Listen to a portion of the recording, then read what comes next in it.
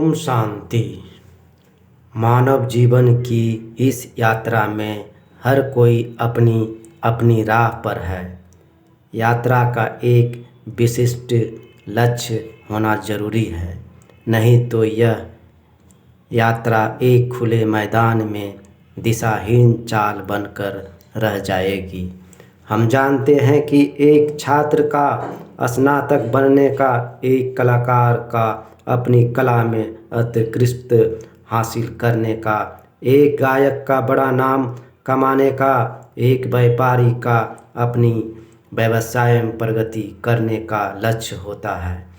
इस प्रकार हर किसी का अपने क्षेत्र में सफलता पाने का लक्ष्य अक्सर देखा जाता है। किसी भी क्षेत्र में सफल होने के लिए कई पड़ावों को पार करना पड़ता है।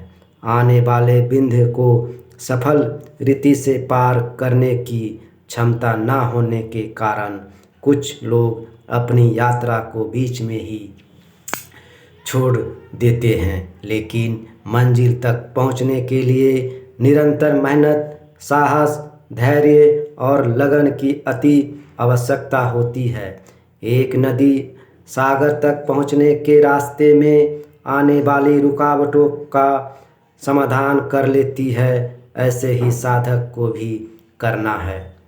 कहा जाता है, जहाँ मन होगा वहाँ मार्ग है। उदाहरण के लिए, एक गायक कलाकार को एक महान गायक बनने के लिए कई पड़ावों से पार करना होगा। उसके पास कला हो सकती है, लेकिन प्रोत्साहन का अभाव, कला को पहचानने वाले गुरु का अभाव, गरीबी या उपयुक्त वातावरण की कमी हो सकती है। ऐसे और भी कई कारण हो सकते हैं, लेकिन अपने क्षेत्र में आगे बढ़ने से पहले खुद पर भरोसा होना जरूरी है। जो कुछ उसके पास है उसका अभ्यास जब वह श्रद्धा से करता रहता है तो निश्चित रूप से कहीं न कहीं प्रकाश जरूर निकलेगा। परिश्रम का उचित प्रतिफल होता ही है। यह भी सच है कि भगवान कई रास्ता अवश्य दिखाएगा।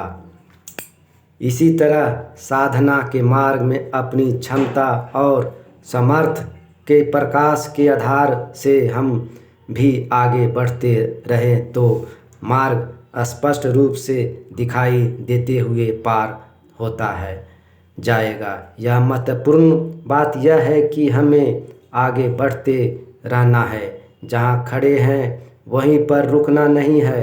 निरंतर अभ्यास, कड़ी मेहनत और लगन से आगे बढ़ते रहें तो उस सर्वशक्तिवान की मदद से एक न एक दिन हम अपनी मंजिल पर अवश्य पहुँचेंगे।